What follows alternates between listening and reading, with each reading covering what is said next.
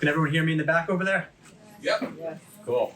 So first of all, before we begin today, I really wholeheartedly want to thank you for your time.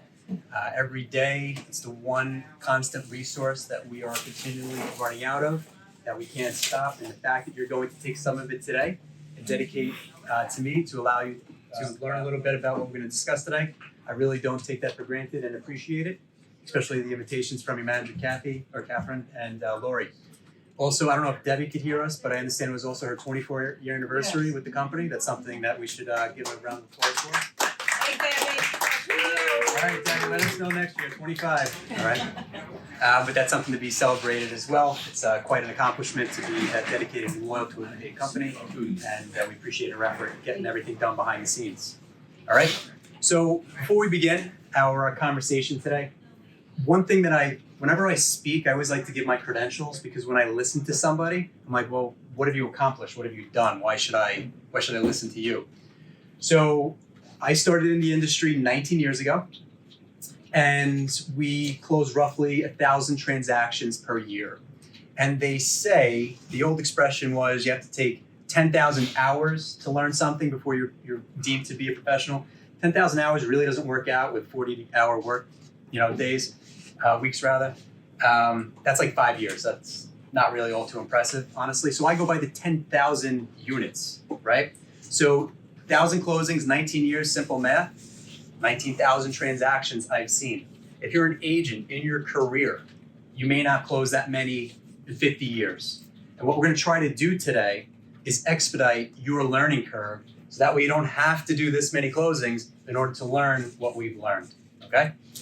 So with that in mind, our experience is really what it is we're offering our clients. If it wasn't for our personal relationship, they could just use Zillow. You've listed on Zillow, and guess what? Zillow could buy it from them. It has no involvement with us. So if we're not showing value in exchange for what it is they're paying us, they might just cut that out. So our experience is what it is that they're going to be utilizing our services for. And in order to get that experience, you have to do a large volume of transactions over a long period of time, and we're going to accelerate that learning curve today, all right? So before we begin, quick show of hands. How many people think it's a seller's market? Just seeing if you're listening, all right? It is most definitely a seller's market, all right? Now, how do we define a seller's market? Does anyone have any of the indicators, the real estate glossary of what a seller's market is? Low inventory. Low inventory. Yes, that's exactly correct. I demand. I demand. Good. So what ends up happening for a seller's market, you have no inventory. All right. So I just walked in, and literally on Realtor from August of this year, it says the housing shortage, inventory has been low for 5 years, and the pandemic made things worse. This is literally what we're going to be covering today, but on a more local level for New York with actual numbers. Even though today's October 1st, I don't know how that happened. I'm still writing 2019 on checks. We're going to talk about hyper-local information, because national news doesn't get me going. For instance, if I was like, guys, guess what? There's 2,000 new homes being created every day. You're like, where? The islands like this is not happening. It doesn't matter here. So we're going to go over things that actually matter to where we are, all right? So the indicators for a seller's market, we have low inventory, days on market. Are they quick or is it slow? Quick, short, exactly. And then the last thing is offers. Are they over or under asking? Over, right? And multiple times over. Resounding over asking, okay? However, just like the stock market could be on a run for 60 days in a row, going up, up, up, up, up. But eventually, what goes up must come down. This seller's market that we're in may feel like we've been in it forever, right? Just like COVID, it feels like it's always been here, and it's just, crazy the way time goes on. Guess what? This seller's market that we're in the midst of, it's not always going to be here. And the mentality, which is something we're really big at the Diamond Law Group, is of a seller that it's an open checkbook. They just list their house, they'll get whatever they want, and if the first person doesn't want to pay it, there's another person down the line, and they'll pay whatever we're asking for the home, all right? Then you have your buyer's mentality. What's the buyer's mentality? They're overpaying, right? So we're going to go over to kind of get out of that mindset, what's going to happen potentially over time. And it's important to note with your mentality, when you go to take a listing and you have your appointment and you have all of your data and everything else, most of the time, myself included, what ends up happening is when you go on these meetings, you're more focused on what you're doing and what you need to get accomplished so that way you can get the listing. However, what we try to bring to everyone's attention is your audience and what are they thinking about how they're interpreting your information. And the mentality of a buyer and seller today is very important because if and when things change, if you still have the old school mentality that it's a seller's market and it's now changed to a buyer's market, you're going to be totally out of whack with what it is your buyers and sellers are feeling at that time, and you're not going to be relatable to them. And they're not going to interpret the information that you have all too kindly, all right? You don't want them, in other words, to be telling us what's happening out there. We should be proactive instead of reactive with giving them the proper information to make educated decisions. So with that in mind, first thing that we're going to talk about is inventory, all right? And as we went over before, as the Realtor magazine says, inventory levels are low. The problem with that is when I say inventory, to us, that means something different to inventory for the consumer. So we're going to go through those metrics real quick, all right?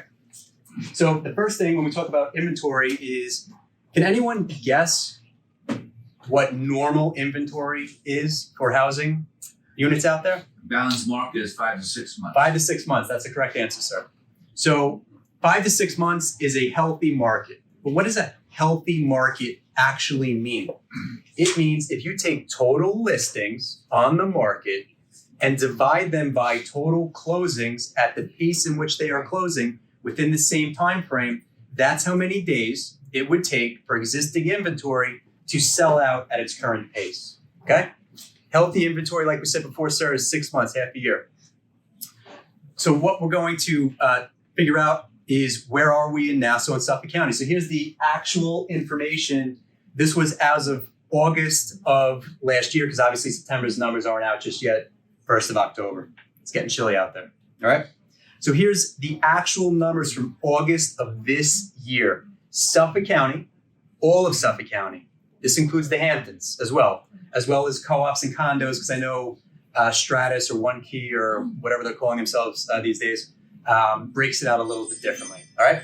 So current inventory in Suffolk County is 3,600 total units that could have been sold in the month of August for Suffolk County. And you're like, well, how does that relate? Well, we had 1,700 closings in the same time frame. When you divide the two, that means that there's 2 months of inventory in Suffolk County. Not all too great. That's well within a seller's market, okay? Nassau County is not much better. It's roughly the same exact amount of listings out there, 3,600, but there's only 1,400 closings. So that averages out to 2.5 months of inventory. Not all too impressive. So we're well within a seller's market in terms of how much there is and how fast they're moving, all right? So the next thing, we're talking about inventory levels. For us, this is a volume business. This is a sales business, okay? And the mentality, we'll see where you guys are at. If I said to you, COVID year, last year, versus non-COVID year, which one would you think would have better closing numbers for the entire year? Which one would you think is better? You would think non-COVID. You would think non-COVID, right? That's the mentality. It's actually the tricky question because it's actually the same numbers that are consistent from year to year, which is counterintuitive to people, right? There's low inventory. I just showed you the magazine. They said COVID made it worse. That's inventory from one perspective. We're talking about our inventory definition, which is on an annual closing volume, right? Because low inventory would mean you had less closings in this office, but you didn't, okay? So here's the actual numbers. We're gonna start at 2015. There was 24,000 closings in all of Nassau, all of Suffolk, including co-ops and condos, including the Hamptons, okay? There's 24,000 roughly. Go to 2016, goes up to 26,000. You're like, wow, that's great. Why did it change? Just normal anomalies within any type of diagram. It just goes up, sometimes goes a little bit down. There's no quantifiable metric as to why it varied. It went up 1,000 or 2,000, but that's normal. You go to 2017, 18, 19. So 19 being the year before COVID, if you will. It's actually 28,000 across the board. It's 28,200, 100, and 500. So pretty static and stable levels of closing volume out there. Okay, well, we're getting to COVID, so it must go straight down, right? It doesn't. It goes to 27,400. It's actually 1,100 less closings than the year before COVID. Not all too different. I already said in 2015, it was 24,000. So that was significantly less than we had through COVID. And through COVID, there was a quarter of the year where we didn't do anything. And then when things opened up, they opened up way differently than we were accustomed to. And there was a lot of things that we needed to become familiar with in order to start closing deals as we previously did. So when you talk about an inventory level, we just went over, the mentality is through COVID, it was less, but it wasn't all too much, right? So where does this all bring us? Inventory for the mentality of your buyer, which is what we're talking about here. We're talking about a pivot from a seller's market to the buyer's market. Inventory means for your buyers that there's just no selection. That's all it means. So my example, and a couple of my examples here are a little bit older, so forgive me. Remember we used to go into Toys R Us before there was Amazon, and you used to buy your loved ones, your kids, the holiday, gift of the year, and you ran into Toys R Us and Christmas Eve, and you're like, do you have any more of this? And they were like, no, sorry, shop earlier next year. And you're like, why? Did you have no inventory? And they're like, yeah, no inventory, sorry. The problem with their inventory question is they had 1 million of these things and they just sold them really, really, really quickly. It's not that they didn't have any at all. And it's the same thing. It's like, well, what should I buy my kid? Well, there's limited inventory of what I can now select because everything else that I wanted is now gone. So from another analogy is you're really hungry and you walk into your favorite restaurant, but they only have 2 things to eat. And even though you're hungry, you have to eat something. You're not really pleased with the selection of the food that you have at that time. That's basically our buyer's mentality right now. And we'll talk about later on, you compounding that with they know they're overpaying for poor quality food. That's like their mentality at this point. Yet there's a line down the block. And you're like, well, how is that possible? So we'll get to all that in a minute. All right. So from an inventory perspective, when people say people outside the industry, like, oh, you must be hurting, COVID, low inventory. We're not at all. But from a buyer's perspective, they're of the opinion that there's nothing out there for them to choose from, which is unfortunate in their mentality. Whenever you have inventory levels, now that we kind of define where we are with inventory, within that metric, there's something known as supply and demand. We've all heard of this, okay?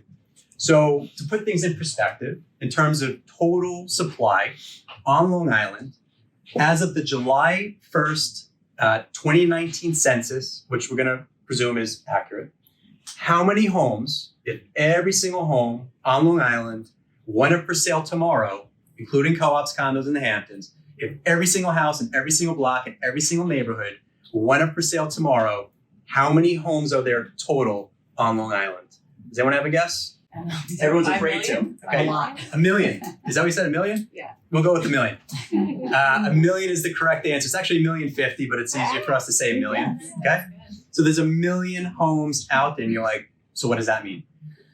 If I said to you, how many cups of coffee in Starbucks could they sell if they wanted to sell out all of it? It's unlimited. It's an unlimited supply. They can get as many coffee beans as they want. I could walk in there every hour on the hour for the rest of my life, and they will never run out of coffee for me. That's a them problem. An us problem is we have 1 million units. That's it. They're not really making more of them, okay? Eventually, we're going to get capped with our vacant land and all new construction on Long Island.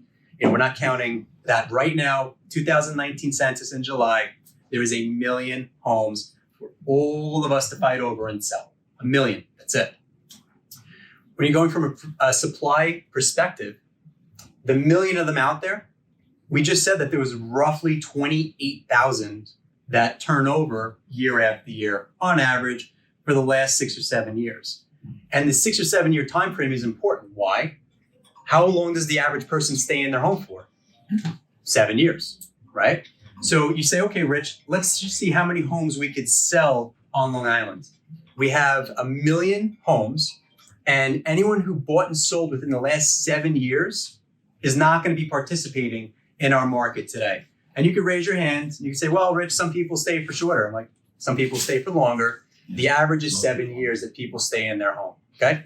So if you're just taking round numbers, 25,000 people per year times, let's just call it 8 years for simple math, that's 200 grand. It's 200,000 people out of our million that are just not going to be listing their home for sale. That's 20%.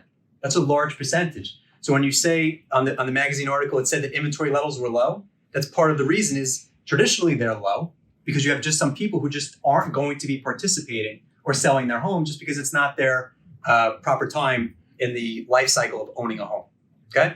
So out of the million supply, 200, 20% right off the bat, they're not doing it. They're just not interested in it, okay?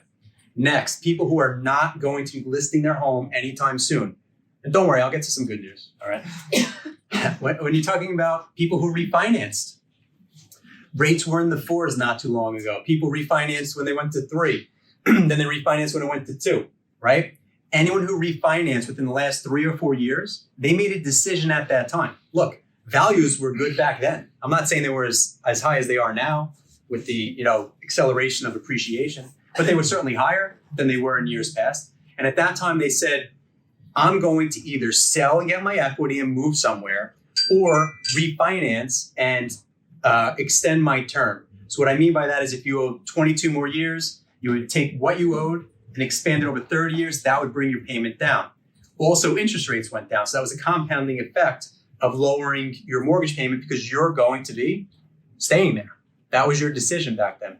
And most people, when they refinance, say, hey, if I can refinance and lower my payment and include all my closing costs, why would I want to lay out a couple $1,000s or whatever it ends up being? I'll just roll it into my loan and my payment will still be cheaper. So they paid for closing costs back then. They decided to stay back then, and they could have pulled out their equity if they wanted to. If that was their incentive, they could have cashed out to some degree. Most people, when they do the rate and term refinance, don't, but they could have. That was a decision they made, and they're staying.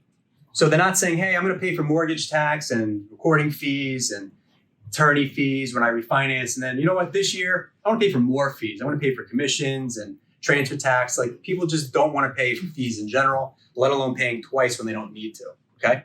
So you have people who just did this, and bought and sold, and you have people who refinanced. They're not entering the marketplace either at this particular moment in time. Next, talking about why inventory levels were low and how COVID made it worse. People like myself, traditionally, if I own a home and I have 3 kids and I live in a 4-bedroom, if I want to have another kid or more space, what would I do? I'd sell my house and buy my next house. What's the problem? If I bought my house, let's say 17 years ago, I have 13 more years left on my mortgage. And even though I bought it 17 years ago, could have maybe paid $500,000 for the house. That's great. What could I sell it for today? $1 million? You mean I could get $500,000 of tax-free capital gains? That sounds amazing. What's the problem? Where am I moving to? And how much is that going to be? Right? So I'm going to go for 1 more bedroom, except it's a higher priced home, significantly higher priced home. And I'm taking a brand new 30-year mortgage when I only have 13 more years left. And those taxes are going to be higher. So I'm going to be making a way higher payment for way longer time for 1 more bedroom. It's not really worth it to me. I'd rather just keep my equity here and just write it out and pay it down over time. And then that'll be it, right? So I myself am not participating in this market. And that's a large section of my clientele because the first quarter, 25%, are first-time home buyers. The middle section that we're referring to now, they're selling and they're buying. That's a large portion of my business. And the final quarter are older folks who have lived here, paid off their mortgage. They're going to sell here and move down south with family to live happily ever after, right? This is generally how it breaks down. So you're talking about from a supply perspective, anyone like myself who usually would sell and then buy, they're out as well, okay, for the most part. Moving right along, something known as a forbearance. Does anyone want to take a guess what forbearance is? Okay, so with a forbearance, you, through your bank, tell them, or they ask you, I'm not going to be paying my mortgage, presumably due to COVID, presumably due to employment concerns, okay? So what happens with that is they potentially have not been paying their mortgage for over a year. If you're not paying your mortgage your mentality is, I'm living there for free. You're not. It gets added on at the end, presumably. However, the mentality of the people here is that are potentially listing their home is, I'm not paying my mortgage. Why should I sell my house? They're not in the marketplace. So here's a staggering statistic, okay? So again, they don't have island-wide metrics for this because it's not like Chase Bank is saying, hey, on Long Island, you have this many people in forbearance. Like, they just don't do that. So for the nation, take a guess how many homes in the entire nation are in forbearance. Does anyone want to venture a guess this time? 15. 15 million? It's actually less, which I guess is a good thing. But I'll get to the scary part about it. So in the United States, there's actually 1.75 million people that are still, as of July of this year, in forbearance. And you're like, well, okay, how does that relate? How many homes do you think are listed in the entire country? More or less than that 1.75 forbearance? More. It's actually less. So there's less homes on the market than there are people in forbearance. That is a staggering number because that inventory is being held back because people aren't paying their mortgage. And once they start to have to do so, you're going to see that hit the streets. Okay, we're going to talk about next about foreclosure. Just to bring that point full circle, you have 1.3 houses on the market and 1.75 that are going to hit the market in forbearance. I All have a right? question. Yes. Do they have a certain amount of time in forbearance? Yeah. So for forbearance, here's how it works. Everything's on a case by case basis. So the real honest answer is, back in March when the world ended last year, as far as we were concerned at the time, my bank contacted me and they said, Mr. Klein, do you want to be in forbearance? And I'm like, yeah, okay. So at the time, they sent me a piece of paper and it said, you don't pay your mortgage for 3 months. And at the end of the 3 months, you'd make a lump sum payment. And that was all we knew at the time. Now it turns out that it could be extended for reasonable purposes. I'm sure you'd have to speak with them and maybe provide some type of documentation on unemployed or things of that nature. You're supposed to add it on at the end. That's what the presumption is, that that's actually going to happen. But that's still the case because keep in mind that the rhetoric out there is that it was actually cheaper for you to be unemployed than it was to actually work. So if you're unemployed, you're not making as much as you normally would if you were employed. And if your bank's saying that you don't have to pay your mortgage, you're staying there and you're coming along like, I want to list your home. You're like, why? I'm having it pretty good right now, right? So that's part of the inventory problem that we're having. Was there another question?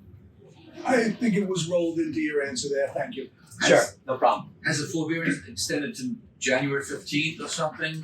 Forbearance is not anything that's been done by necessarily the government at this particular moment in time. It's more on a case, like it's a bank. And imagine this, the banks may not be that helpful in rolling this on at the end because they feel like they're taken advantage of, right? So this brings us to the next topic of conversation of just why we're in a supply issue here. And that is, I'll get to you in 1 second, I promise. So foreclosures, right? You're not allowed to foreclose on people. That there still is a moratorium on that, right? So if you look at like the top agents and the top companies that are on Real Trends, the top people do REOs, they foreclosure people, and they close maybe 300 deals a year. And if you take 300 times 4 companies, it's 1,200 closings that we don't have out of our 28,000. That's a certain percentage of deals that are just not on the market, listing and then selling them. So that's a huge issue as well because foreclosures, people do buy them. I'm not just talking about investors. Mom and pop next door want to live in the home. Foreclosures are something that they would want to purchase as well.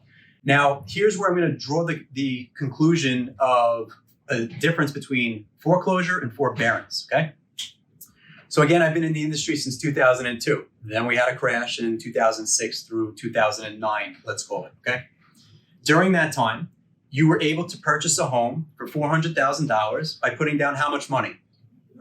Nothing, right? You bought a home for $400,000, you put down nothing. To make matters worse, what did you do with your closing costs? Seller's concession. Seller's concession, you rolled it in, exactly, for 6%. There you go, taking the words right out of my mouth. 6% at $400,000, you're now buying a home for $424,000 in 2005. What's the problem? Prices came down 10, 20%, depending on your area. You didn't have any money you put into it. You certainly didn't have any money to pay out of it. So you stayed there then for a year for free because there was no equity in the home at that time, right? And the bank, when they foreclosed upon you, yeah, your credit was shot, but very rarely, in extreme circumstances, they traditionally just didn't go after you afterwards because you can't get blood from a stone, as the expression goes, right? So they just swept it away, probably a line item on the balance sheet. It was what it was, caused a couple of issues with the stock market. But for the individual homeowner, they stayed there for free for a year or two, and it was the bank's fault. And again, I'm generalizing to the extreme here, but the mentality of the homeowner was, they took advantage of me, I'm taking advantage of them, and I'm going to stay here for free. That's not the way it is nowadays, okay? So things became a little bit more strict. Even if you put down 3.5% on an FHA loan 5 to 10 years ago, you have equity now, especially because of appreciation, but you've also been paying your mortgage down. So for the most part, people with equity in their home, if they say, I'm going to stay here for free and just write out my equity, that's a terrible decision, because here's how it works. Your choices are, and I cannot emphasize the word choice enough. With foreclosure, that was one of the biggest things from all my default and distressed homeowners, was they felt like they had no choice. They felt like they had no say. When you have a homeowner with a forbearance, they're in control of this. They can say, they can make the decision. They may not like the decision, but it's the lesser of two evils. They could either say, I'm going to sell my home and pull out $100,000 of equity, and then I can rent and live off of that for however many months, just rent.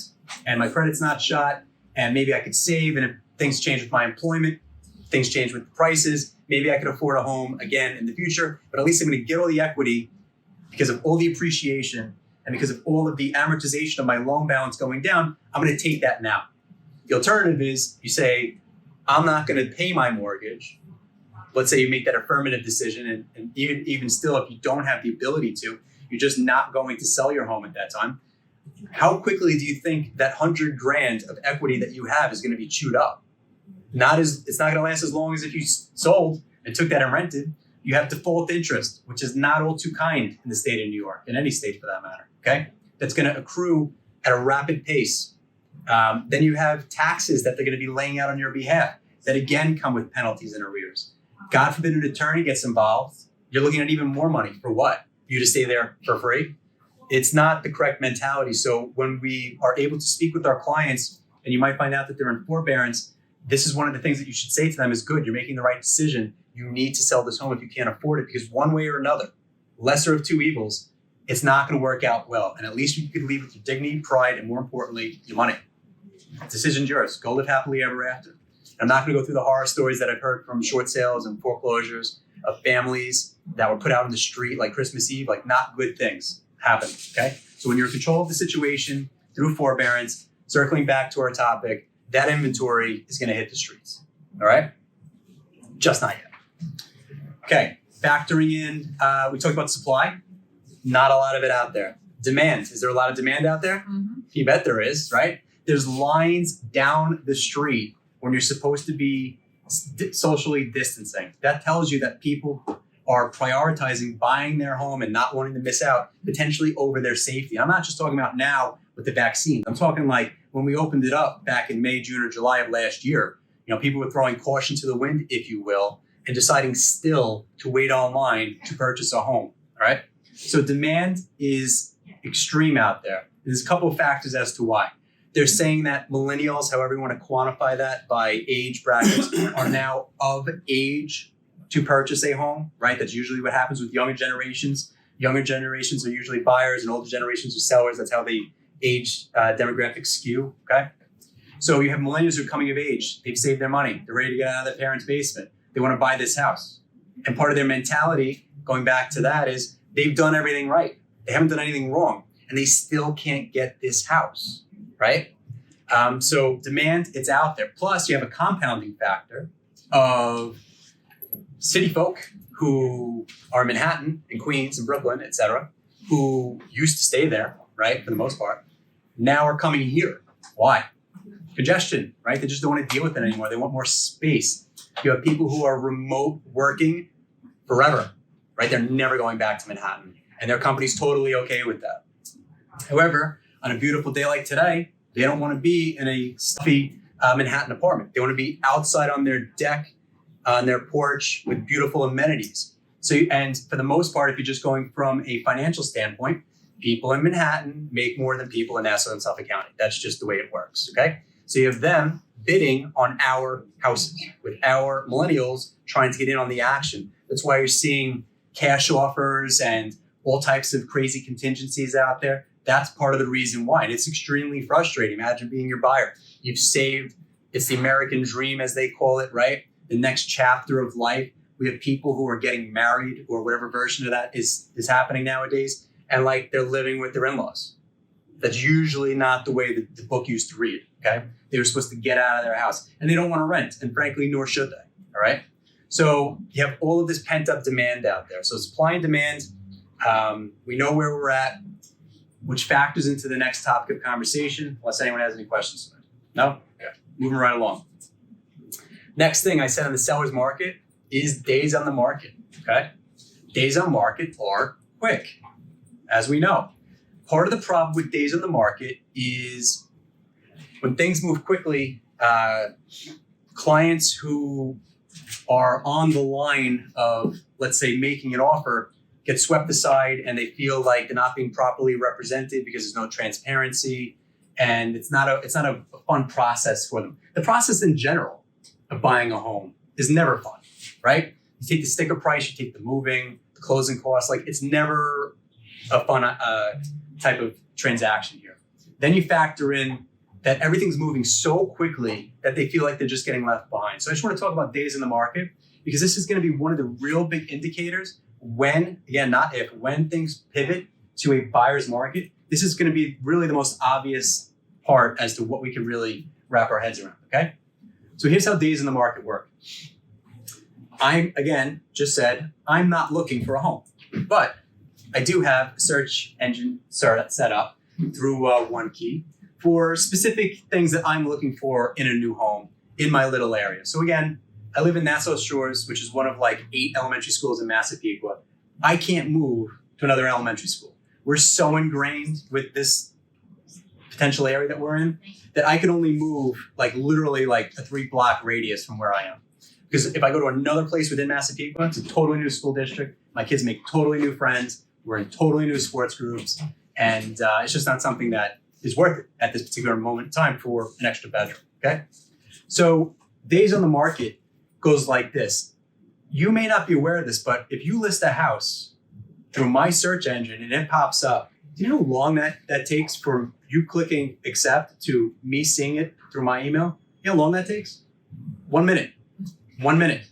1 single second. The second it's on multiple, I get a notification of that, okay?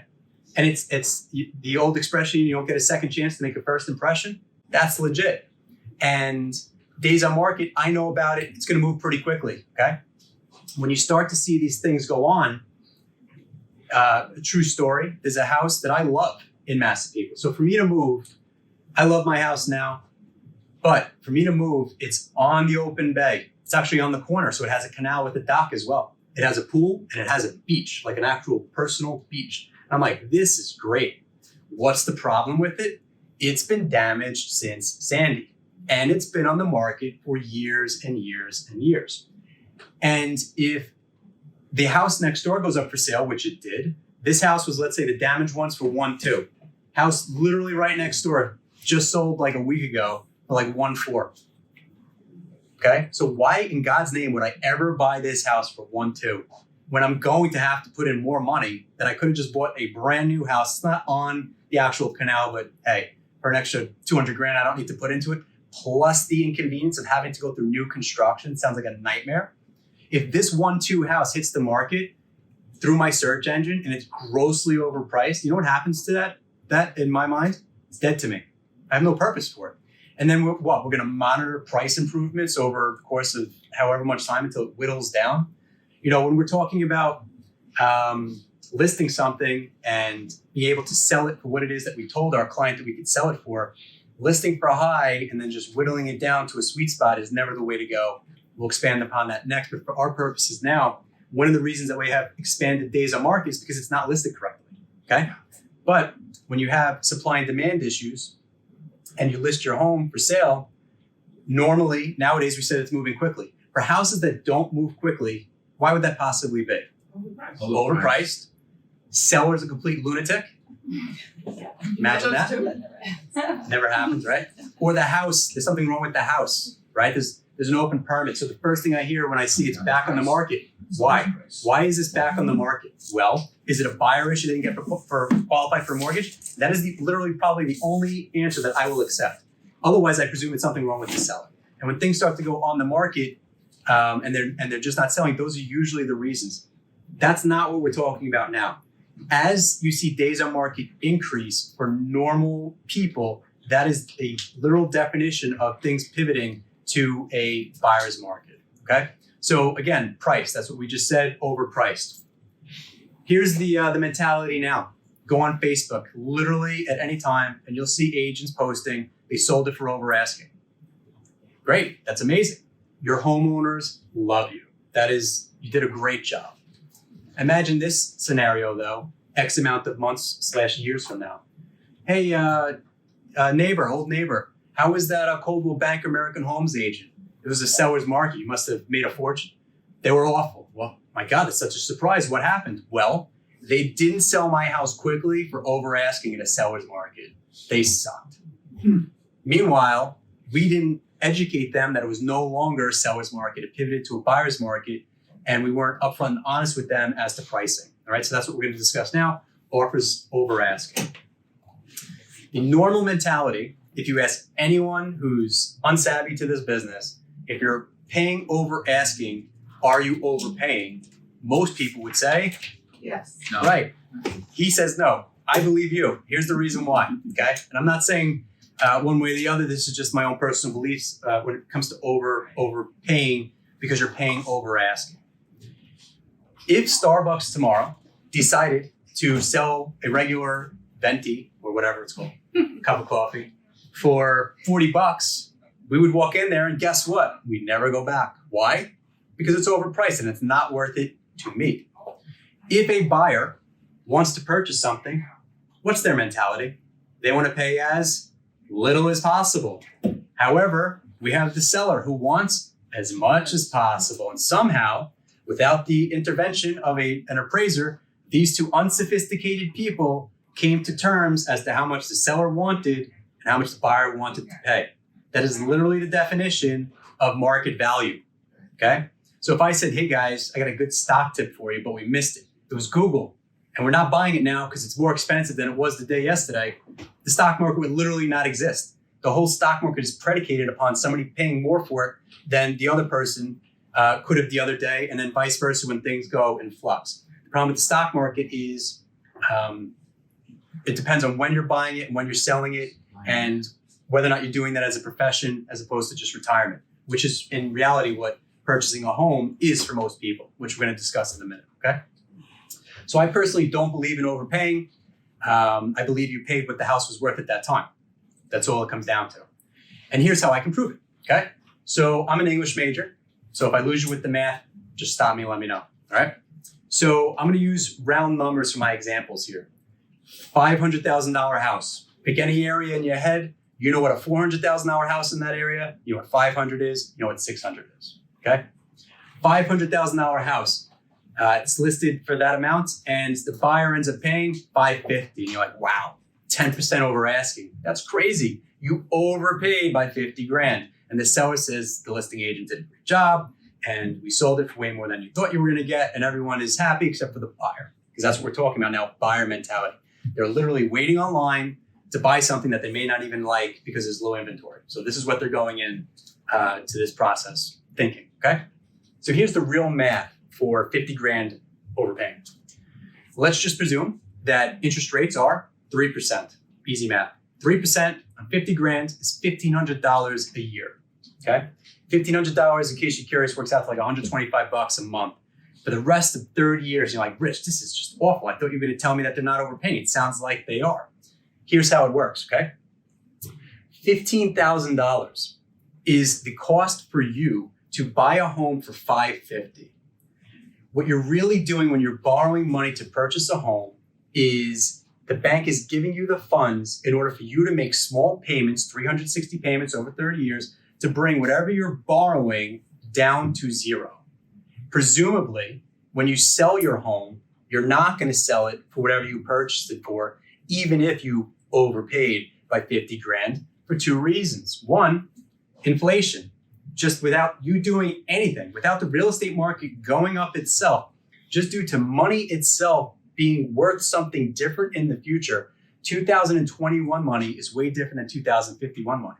And cycling back to 2000 to 1991 money, which I can't believe was 30 years ago, that money is different than today's money.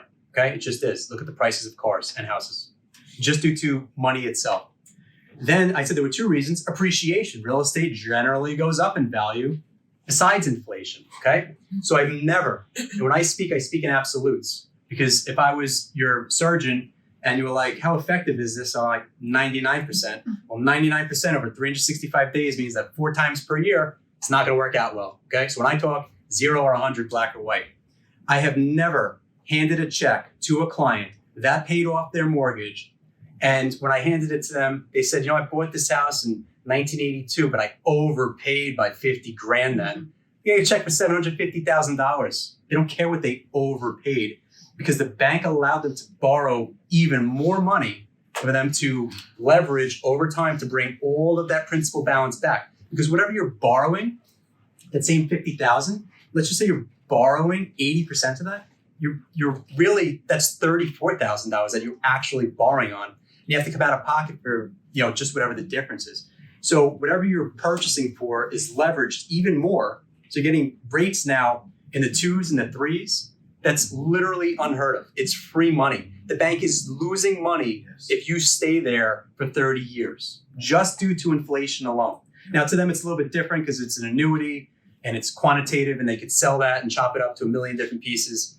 But for our purposes, the bank is literally giving you a forced retirement account so that way you can sell this, provided you haven't cashed out over the years, in 30 years, and you're going to get all the principal back.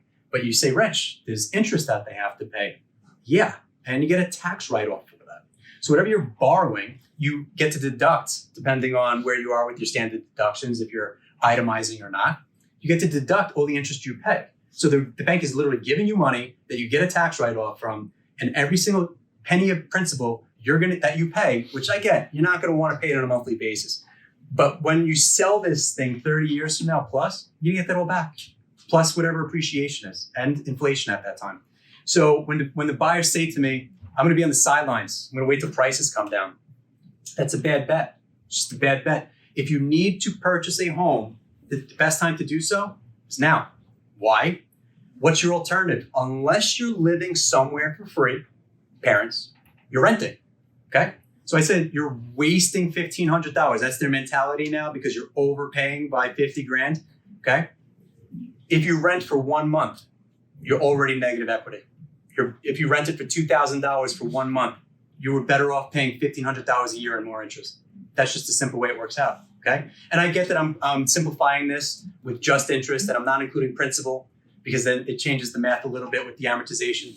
But for the most part, if you can utilize the tax deduction and you're going to be staying there for a long-term play and you're going to sell this thing eventually, you're not overpaying. Okay? So let's take the other perspective. This is all in the buyer's mentality and you're really not overpaying. The seller's mentality is this. When you sell your home, generally speaking, for retirement age, it's because you want to sell your home. Okay? I'm not going to say, hey guys, guess what? I'm going to record this today. I'm going to play this in 15 years when I retire, God willing. And the market, the real estate market at that time, it's going to be great because I'm timing it. It's going to be perfect. That's not how it works, right? When you sell your home, it's because you want to sell your home, generally speaking. There's circumstances. You're having a bigger family. Kids have moved out. You want a smaller family. Sometimes, unfortunately, there's estate issues. There's divorce issues. You're retired and you want to move down south where your other family is. There's other reasons. You know how many closings I've ever been at where people were like, yeah, I really timed this great. I'm getting as much money as possible. I bought the house 20 years ago and it's just working out this way. Never. And when prices were coming down, people weren't really generally upset because it's the ebbs and flows. Again, in my example, if they bought the house in 1979 for 50 grand and I'm handing you a $750,000 check and next year it would be 700,000, do you really think they're objecting that they could have got that much more last year? Not really. Not for the most part, okay? Because you're still really, really, really positive equity. And I get that sometimes if you bought in 2004 and then you sold in 2007, there may be a little bit of difficulty when prices drop. But in reality, you can't time real estate because if you need to sell, you need to sell. And that's just the bottom line with it, okay? And it's either going to make, as far as I'm concerned with real estate, it's a question of how much you're going to make. And you really can't complain if you made less because you still made money, right? It's like winning lotto, but paying taxes on the lotto. It's like you still won lotto, so we're okay, all right? So that's really what we're talking about, offers over asking. The final thing I want to talk about with this, it's a commonly used term in our industry, is bubbles bursting, right? The housing bubble is going to burst again. I hate to talk generally about this, but with bubbles bursting, that's not a me concern, right? We just said the volume has always been consistent, COVID or not, pricing or not, right? I've been doing this a long time, and closing volumes are generally the same. You know who, again, pricing is an issue for? Buyers and sellers, right? Buyers don't want to pay as much, sellers want as much as possible, like we just discussed. So when you hear the term like the bubble's going to burst, it's like, am I going to be out of a job? No, it's more of a them concern. And I get for agents, your commission is marginally adjusted based upon whatever prices are. But if anyone in the room says, well, if prices go down, I'm not going to do this because it's not worth my while, you shouldn't be doing it in the first place. Because a commission at 4 or 5, 6% at 500,000 is really marginally the same as 4 or 5, 6% at 450,000, right? It's not that much of a difference. So, pricing, I get it. What we're talking about now is the mentality of your buyers and sellers. And if prices are coming down for your buyers, you have to get just as excited as they are. You have to match their intensity or their frustration. Like when prices are coming down for your sellers, you have to be able to sympathize with that fact and not just chalk it up to, I got the listing, I'll put it up, I'll have my open house, when's the closing, where's my, you can't do that. You have to relate to them on a personal level and think about proactively telling them what it is they're eventually going to find out, okay? So that's it regarding supply and demand, inventory levels, days on market, and offers over asking. That's where we are today. All right, does anyone have any questions before we transition this? Rich? Yes, sir. Yeah, just a little addition to what you're saying about with buyers, whether they're overpaying or not. Buyers really are not interested so much in what they pay for something. It's what their cost is, their monthly payments. So traditionally, our interest rates have been 6 to 8% over the years. Now they're 3%. Sure. If they had bought this house 2 years ago, and the house was $400, their payments would be the same as buying a house today at $450. Well, that's a nice transition to our next topic of conversation. We did not do this intentionally before, but that's exactly what we're going to discuss next. So thank you for bringing that up, all right, and leading us up into it. So here's the real math. And really, this is where we already talked about buyers' frustration with all this and their mentality and where they're at. But there's going to be one straw that breaks the camel's back, and that's going to be interest rates, okay? So when I first bought my house in Oceanside, pre-Irene, which seems like forever ago at this point, my rate was 6.75%. I just passed the bar. I couldn't wait to get out of my parents' house. And I kind of felt like I'm representing clients buying and selling a home, but I haven't done it myself. So I want to at least participate in it so I can relate to them on a more personal level because I actually had done one, right? So I moved out of my house in 2007 when I was an attorney. And it was 6.75, and I didn't care. It really was irrelevant to me because, like the gentleman in the back said, it's just a payment, just the cost. It is what it is. Then I refied at 5%. I'm like, that's cool. I didn't really do anything. I just kind of rolled my closing costs in a co-op and then refinanced, and that was it. It's no mortgage tax. It was pretty easy. Then Irene happened, and I was like, this is not fun. So I moved to Massapequa, closer to the water, not on the water, right? Because I learned my lesson with Irene. And that rate was at 4%. I'm like, wow. This house is a bigger house with a higher mortgage, but at 4%, it's not that much worse than where I was at 5% for the smaller mortgage. So interest rates really did play, like the gentleman said in the back, with your mind as to affordability. Then I refied at 3%, and I'm like, again, not pulling out any equity. I'm like, 3% is even better. Then just last year, I refinanced at 2% fixed on a 15-year. And that was last August, and I have 14 more years at my mortgage at 2%, and my payment went significantly down because they say for financial purposes, for 1%, then it makes it worth your while if you're going to be staying there for a couple of years. And as we said with real estate, it's a long-term play. It's not liquid. And that's my plan, right? 14 more years. Here's the problem. As the gentleman in the back said before, if you're showing your buyers now $500,000 houses and they know what they can afford, not even what they want, right? They look at the 4s, they're like, I don't like that. They look at the 5s, they're like, this is what we can afford. They look at the 6s, like, that'd be awesome, but it's going to break the bank. It's not worth it to me. We're not going to qualify, etc. They're looking at the 5s. $500,000 house, for my math, at 4% is 20 grand of interest a year. Again, I'm not going to get into the amortizations for my math and purposes. 20 grand a year is what this person can afford for this $500,000 house.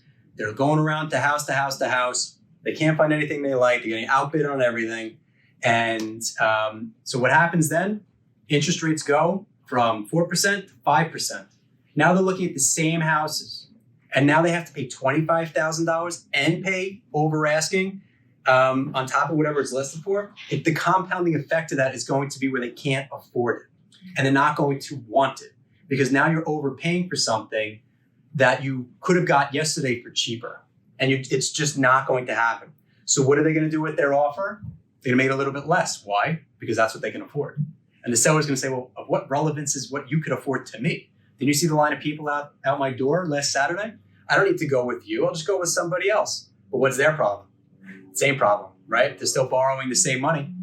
And the real math of it is we said 500,000 at 4% is 20 grand. You reverse it to 5%, it's $400,000. For every 1%, you lose $100,000 of buying power. And now they're looking at the $400,000 houses. They're like, no, I still like my $500,000 house. I'm going to make an offer so that my payment is the same. Seller's going to say, no. Then what ends up happening with this house? The days on market, it's not moving, stays in the market. We initially chalk it up to crazy seller, overpriced, or something's wrong with the home. The problem is when house next door, their neighbor wants to list their house the next month. Neighbor comes to you guys and say, hey, this house is the same as mine and it didn't sell. Should I list my house for more or less than theirs? And the answer is less, okay? Now you start to see, wow, for the first time, we have somebody listing their house for less than what the other person did. This doesn't sound like a seller's market, because if it was a seller's market, we'd be listing it for more. In the seller's market today, this house sells. And what do we want? More. But this house didn't sell. Days in the market are elongated. Now we have more inventory. Buyer comes along at this time, new buyer comes along and says, hey, 2 houses to choose from. This is great. And then you could see that the forbearances are going to hit the market, right? Because they're going to need to sell quickly because they realize they don't want to affect their credit and they don't want to default interest rates. And so that's going to be a quick sale, right? Every time you hear a quick sale, that's not for full price. That's going to be a little bit of a discount. So then they're going to hit the market. Foreclosures, our REO is listed for more or less than our mom and pop next door. Less. So then they're going to hit the market. You can start to see the acceleration of prices coming down in price. And then as these things hit, our next neighbor C is going to list their house. You think they're going to list it for A and B? No, then they're going to list it for even less. And then what's going to happen is all of these houses are going to be in the market. And the buyer's going to walk in like, hey, we have some selection here. This is going to be good for me because now I can choose what it is that I want to purchase from, okay?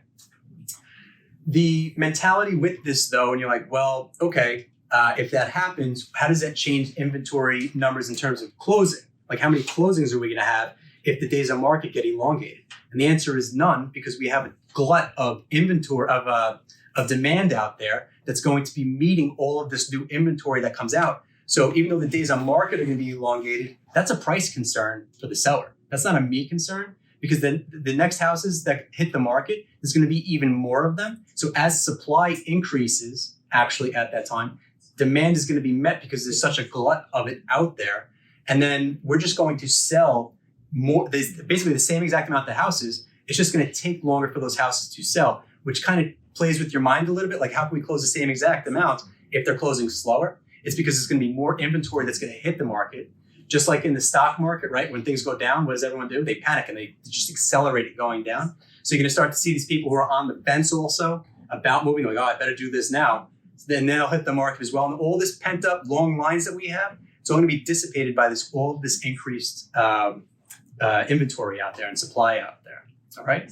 So when you start to see these things happen, you have to be upfront and honest and transparent and ethical with your homeowners, and specifically tell them, hey, look, last month, whatever time frame you're utilizing, this would have sold for this. But something strange happened where in a couple of different areas, a couple of different neighborhoods, we started to see a little bit of houses with the prices coming down and inventory levels increasing and days on market being longer.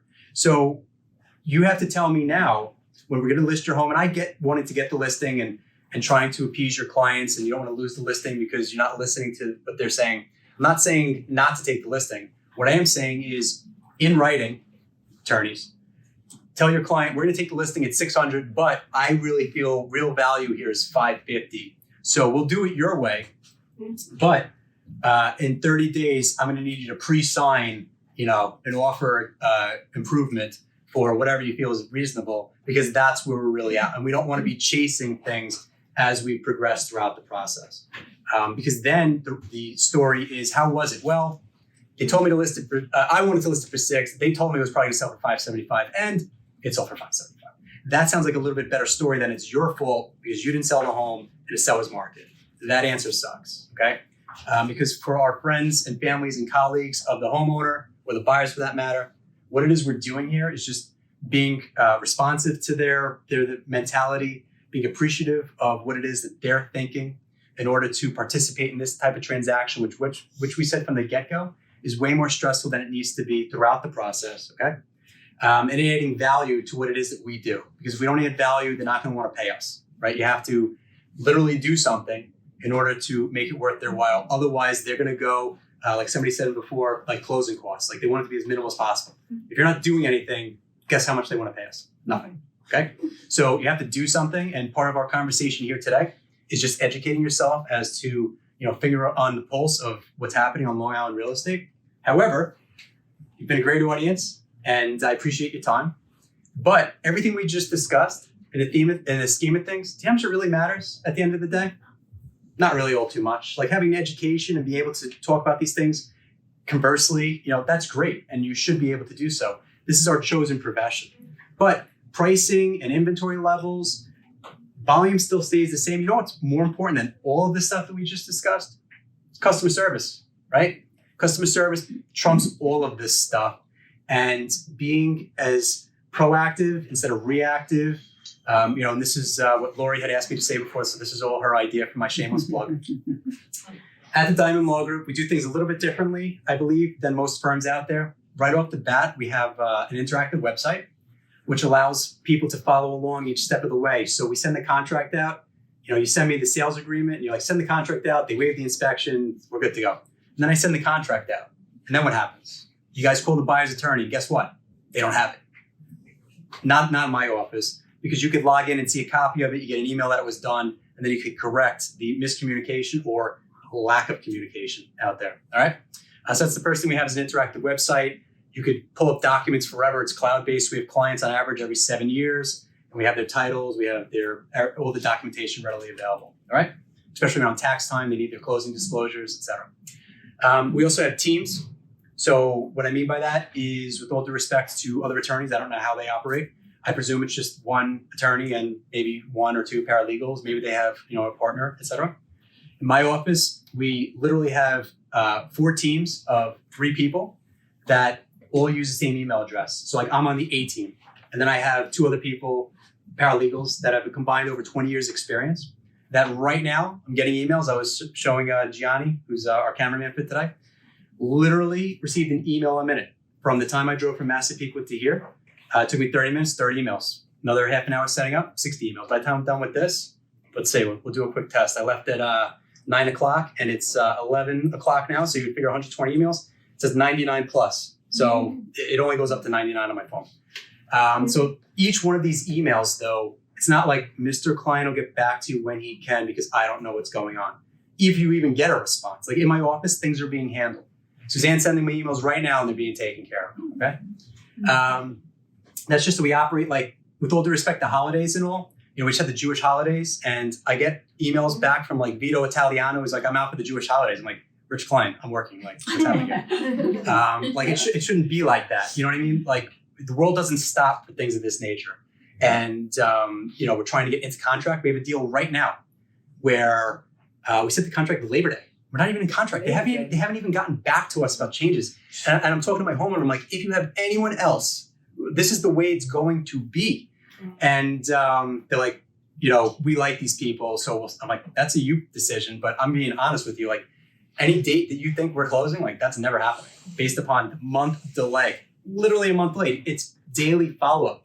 So in my office, not to get into the nitty-gritty of our secret sauce as to how we operate, but we follow up with different files and different frequencies. So our not in contract files, of which we have dozens, guess how often that gets followed up on? Daily, every morning, 5 a.m., daily. And the order of events is, and the real reason behind it is my scenario, you send me the sales agreement, we send out the contract. As a sales attorney, wouldn't it be nice to like follow up when the buyer's gonna be signing? Yeah. Like, wouldn't you wanna know that? So if I don't proactively follow up to start the day, you know what happens?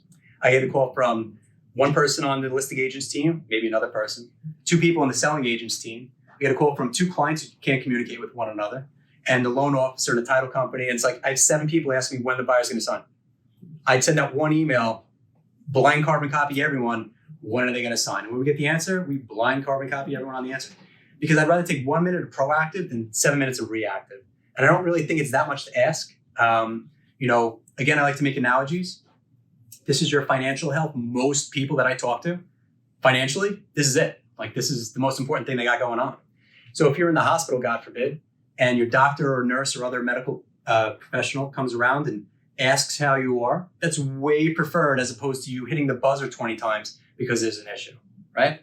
So just a little bit of proactiveness saves you a lot of reactiveness in the future. It also gives people the benefit of a doubt, right? If there's an issue, it's like, well, they're going to take care of it because they're on top of it. As opposed to your client finds out this is an open permit and then they call the attorney and tell them. Like, that, again, sucks, okay?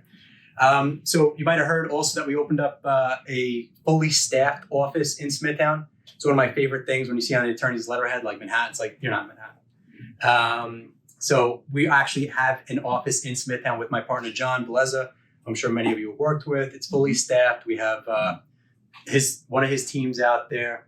And even with this pandemic and the virtual and the remote and the social distancing and all, we still felt it was important to be part of a community because ultimately, one of the big selling factors for homes is community development. And, Smithtown's a nice centrally area to a lot of the Suffolk County business we're dealing with. And honestly, we were in Massapequa and still work with you folks plenty of times, but we felt this was just a little bit easier to at least have a presence here today. All right. And like I said before, I really appreciate everyone's time today. It's something we don't take for granted. I hope you don't mind the cameras here. And if you have any questions, I'll stay afterwards. And I appreciate your time. Thanks, guys. Thank you. Appreciate it.